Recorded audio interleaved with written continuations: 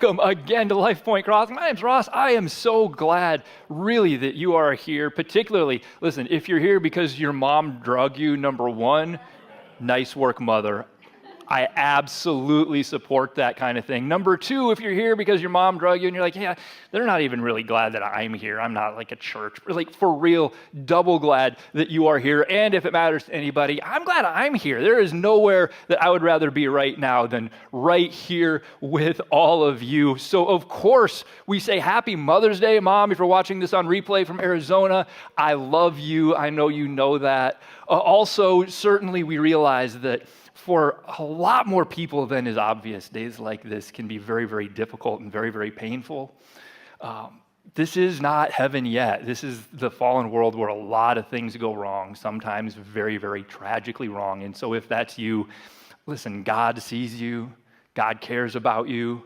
Yeah, and here at Life Point Crossing, we see you. We care about you. And today we are going to celebrate with those who celebrate, but we do also weep with those of you who weep.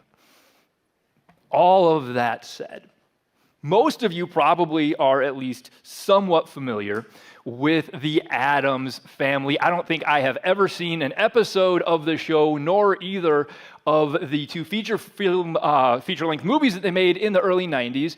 But despite that, probably all of us, at least my age or older, and really also probably including the younger generation who seem to have some just magical encyclopedic knowledge, I don't think that was the right word, but of just all things pop culture, everybody is at least somewhat familiar with the show The Addams Family. It apparently ran for only 2 seasons in the mid-'60s, and that's kind of amazing to me that it's so well known, and I kind of think of it as a cultural icon along the lines of Brady Bunch or Leave It to Beaver, but only ran for 2 seasons. And so I think it's really pretty impressive that for something that ran for such a short time, that even somebody like me and everybody, again, my age or older and a whole lot younger, even though the show stopped 10 years before I was born, we all are at least somewhat familiar with, if nothing else, the theme song, right? We all know how it goes. It was something like this. Did I not hit the thing? They're creepy and they're kooky, mysterious and spooky. They're all together. What's ooky? The Addams Family. I don't like it. I'll tell you, I do not like it. Especially this ooky. If you Google what is ooky, I don't know if definitions.com is authoritative. I don't know if anything is really authoritative in 2024, but it's the first thing that comes up is not a real word. Featured in the Addams Family song, made up to rhyme with kooky. You could have given him a dog named Pookie. You could have maybe done something with Zoo-key. I feel if you're creative, there might be some meat on that bone. But instead, you just started making up words. Absolutely kills me. I don't like it. Regardless, in the early 90s, there then were 2 feature-length films made on the Addams Family. I didn't see either of these either. But of course, with the theme song being so iconic, the producers knew they had to have a banger update for the new films. And so they shot for the early 90s Moon. If you were there, you remember. And they said, please, Hammer, don't hurt them. But can you give us some sort of a hype song for this new film? And what then resulted is what was known as Addams Groove. It was not as lastingly iconic as the original song, but it was a big deal in its time. It was a big hit, Grammy nominated, all that. And if you didn't catch it from the bumper video, the lyrics of the chorus, the main chorus, went something like this. They do what they want to do, say what they want to say, live how they want to live, play how they want to play, dance how they want to dance, kick and they slap a friend. The Addams Family. Not quite as much rhyming, but he at least didn't make up any words, and so I appreciate that. But when somebody like me sees words like this, it actually was just this Friday, we were in Denver watching our son graduate from college. Nice work, young man. And he mentioned something about, Ross he just heard that and thought, well, that's a message series. Yes, that's exactly how my mind is trained to operate. Anything I see or hear immediately goes through a filter of how can this be used to bridge or to explain some sort of biblical spiritual truth. And so I see in rapid succession to do what they want to do, say what they want to say, live how they want to live, kick a friend, slap a friend. This really is not so unique.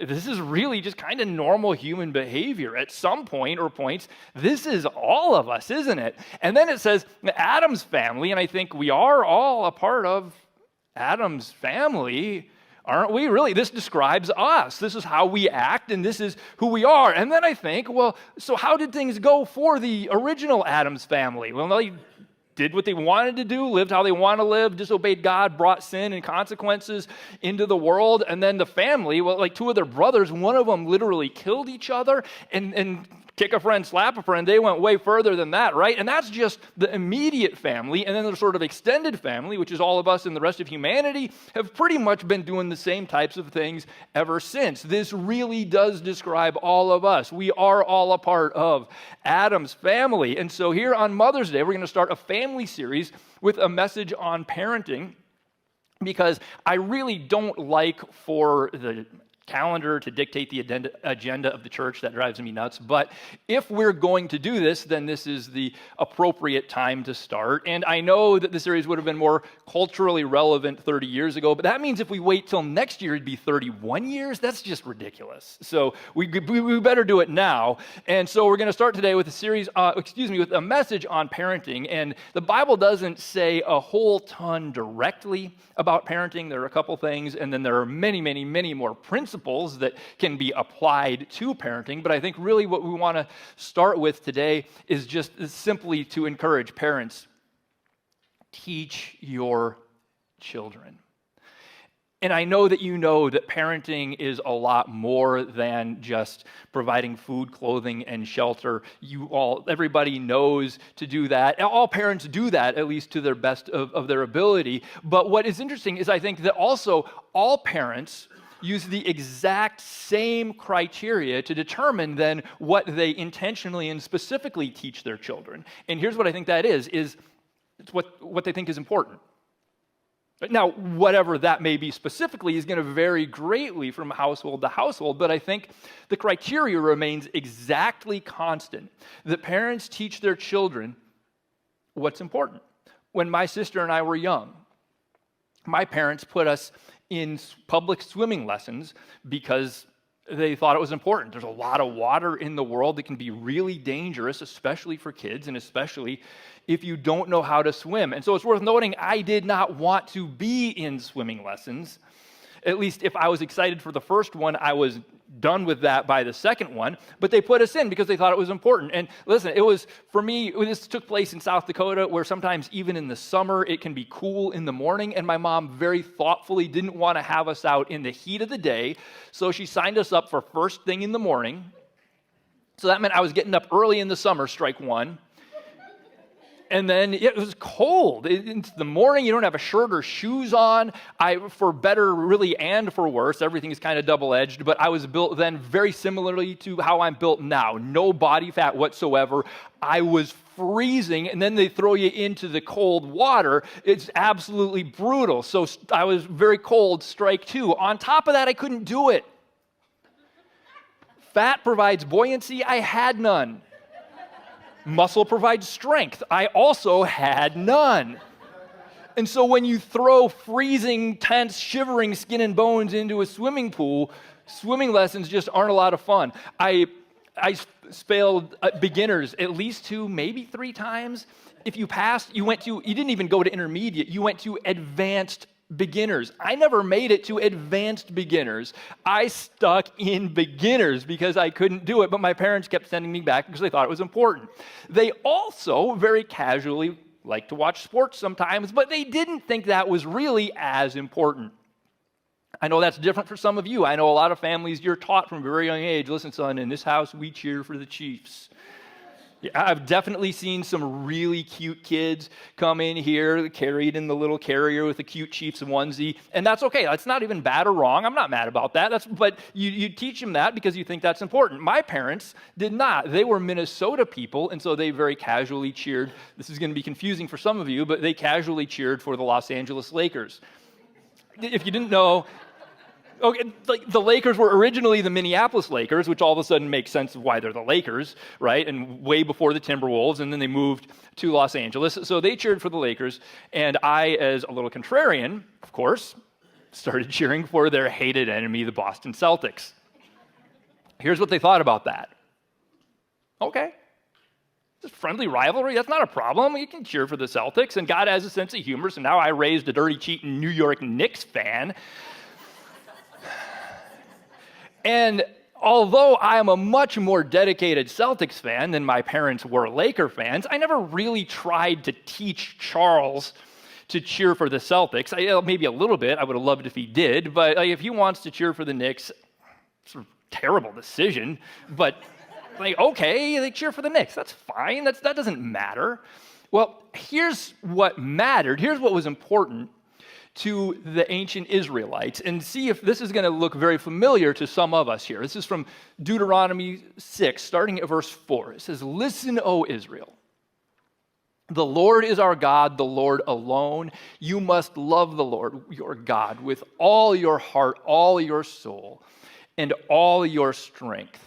And this was such a highlighted cornerstone of their life that this specific verse had its own name. They called it the Shema, very similarly to how we might talk about things like this is the Golden Rule or this is the Great Commission, if you're familiar with those. And in fact, if this looks familiar to you, it's probably not because you've spent a lot of time studying in Deuteronomy 6. It's much more likely that it's because when Jesus in the New Testament was asked, "Teacher, what's the most important commandment in all of the Jewish law?" he answered, and of course he took two because he was like that, and so the second one was to love your neighbor as yourself, but the first one, he plucked this exactly right out of Deuteronomy 6:4, and so it's what we call the Great Commandment. Now, this is going to be sort of a strange thought experiment for some of us, but I think it's explicitly biblical and logically inescapable to think about Jesus learning.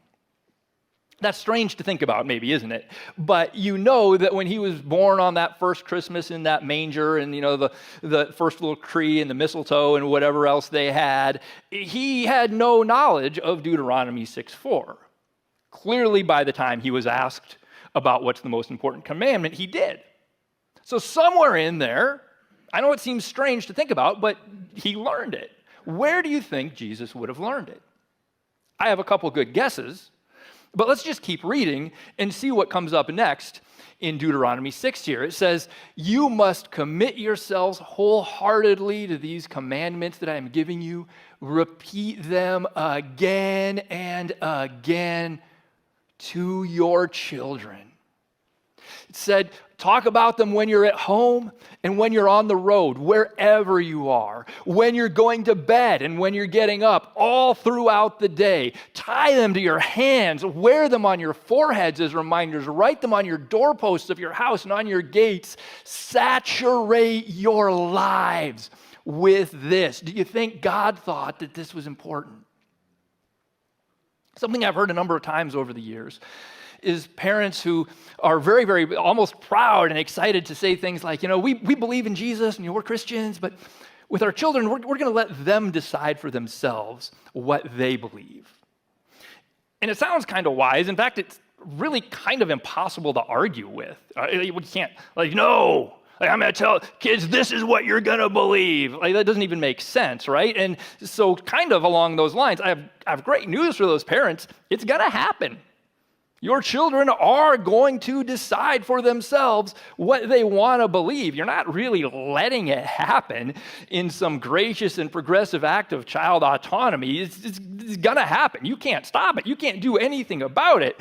So really, if what you mean when you say that is we're not going to tell our kids you're getting baptized at this day and this time and at this grade and don't ever ask any questions, well, of course, that's ridiculous. But if you're not teaching your children about Jesus and about faith, here's what I think you're teaching your children about Jesus and about faith.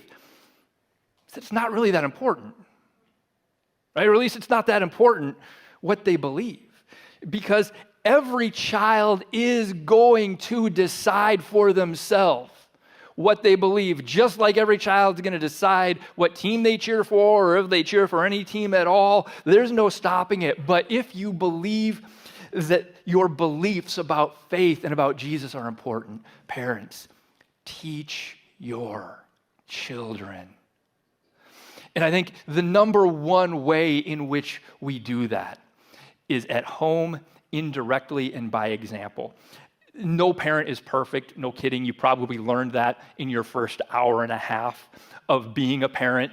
But the good news is, at least if you start at the start, you have somewhere around 18 years to leave a consistent and clear impression. My life was a little bit different from a lot of people's because my father was a pastor, and so some of these things were kind of baked into our home a lot more than they are a lot of other people's. But I will tell you that particularly in those circles, I've heard way too many stories about kids whose parents as church people, or even more specifically, who maybe their father, who was a pastor, was one way at church and on Sunday mornings and in public, and completely different when they were at home or in private.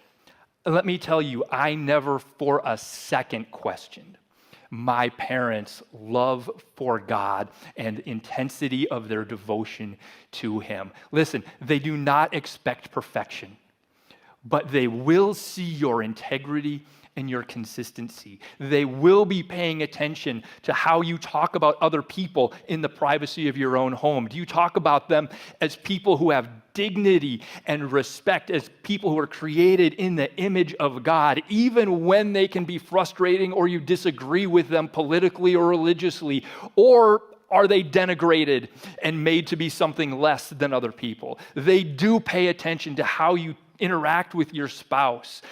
Do you love and respect one another? And even when you disagree or even fight in some sense, is that in the clear context of absolute commitment and unconditional love in a way that pictures Jesus and His love for the church? They do pay attention to the way they see you spending your money, whether it's selfishly or materialistically or bringing in consumer debt, or if they see you joyously, happily giving for living a bigger story and things that are outside of just what happens under their own roof.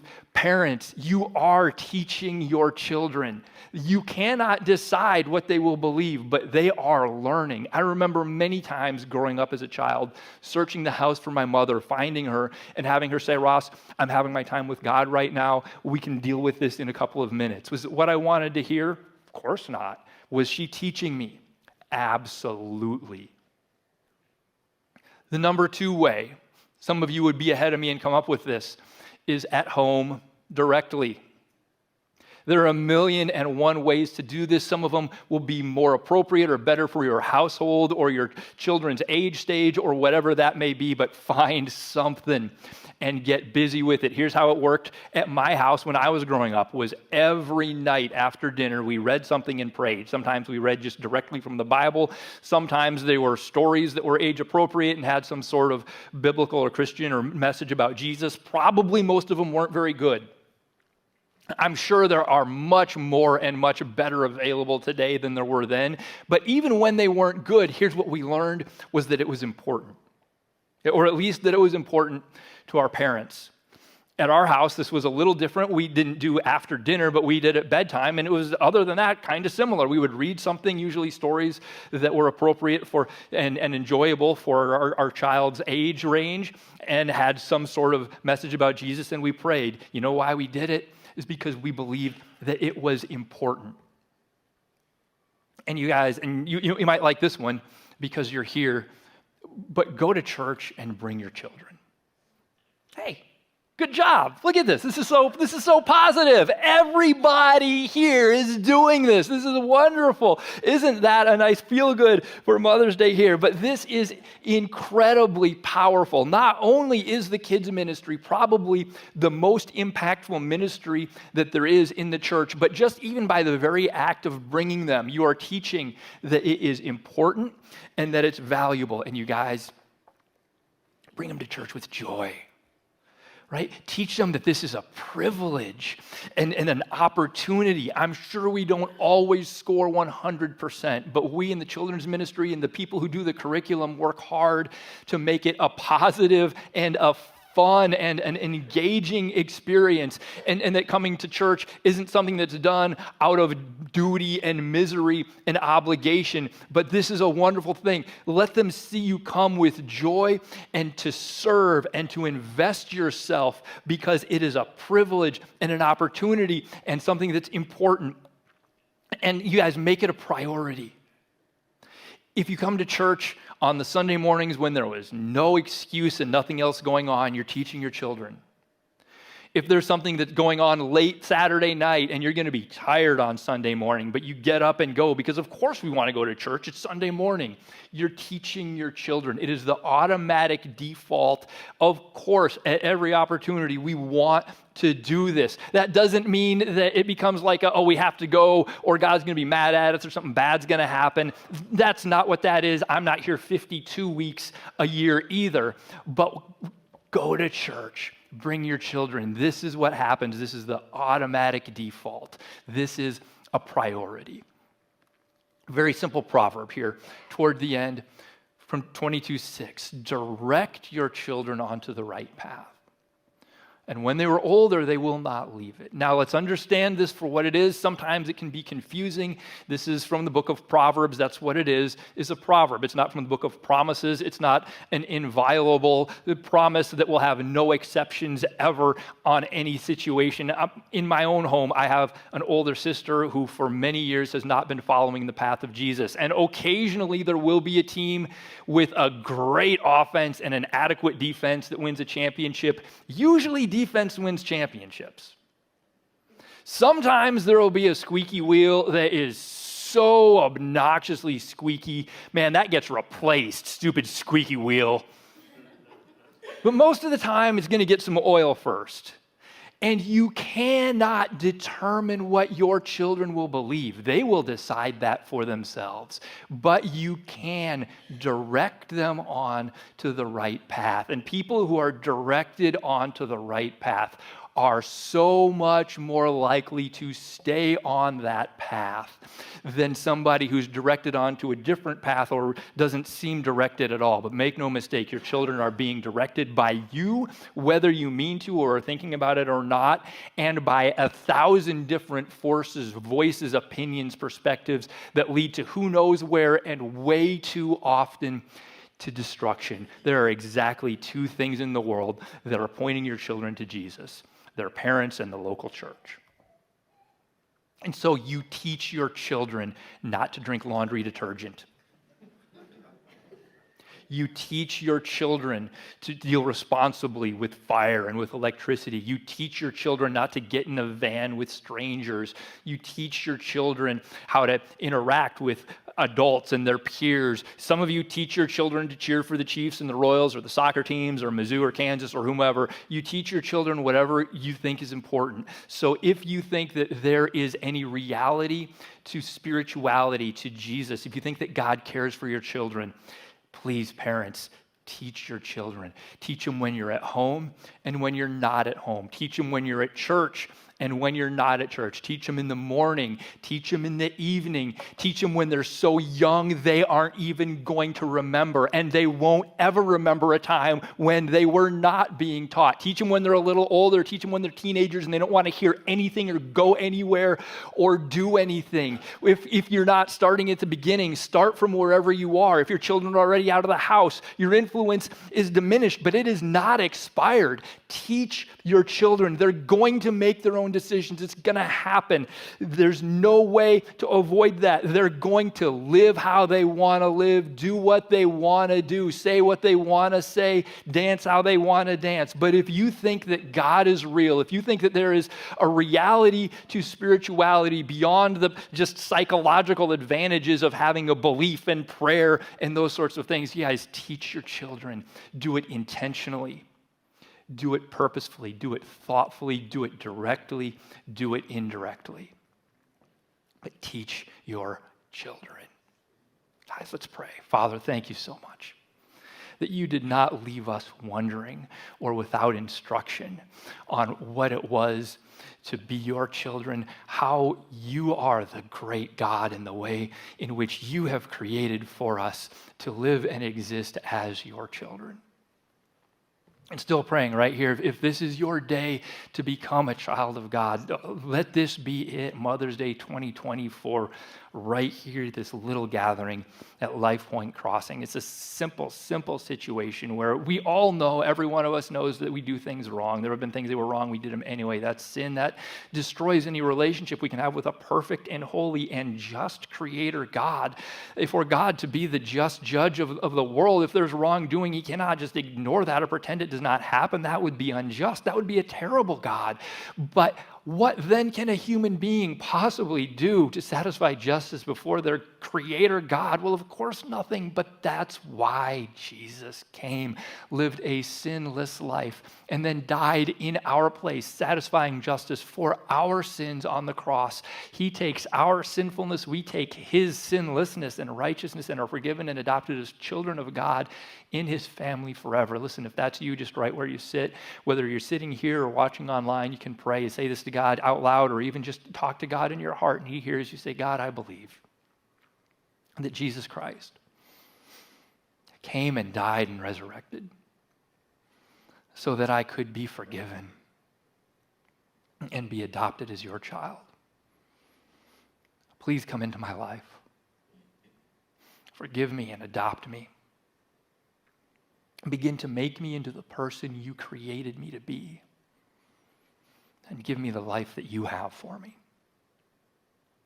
And we just prayed a prayer like that. It's never the words or the prayer that saves you. You can't do anything to save yourself, but through your faith in Jesus, his grace comes to you, and through that you are forgiven and saved and are created into a new spiritual creature.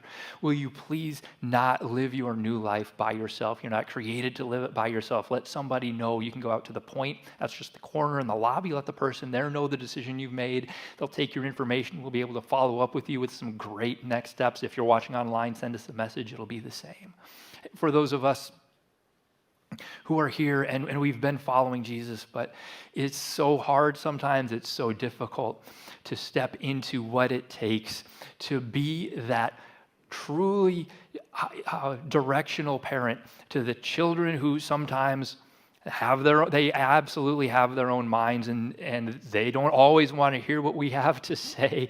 We know we've been through this, but they are listening, they are paying attention, and you have unmatched influence over them in their lives. They will decide what they want to do.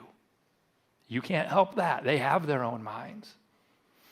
But will you be the parent that God has put you in their life to be, and do what you can do, which is to teach your children, whatever it is, however you feel like you can step further into that indirectly, directly, through more consistent bringing them to church, through more consistent joy when you come to church instead of arguing and yelling on Sunday mornings, whatever it is. Will you, between yourself and the Spirit of God, commit to making that decision, to being more of the person and the parent that he has created you to be?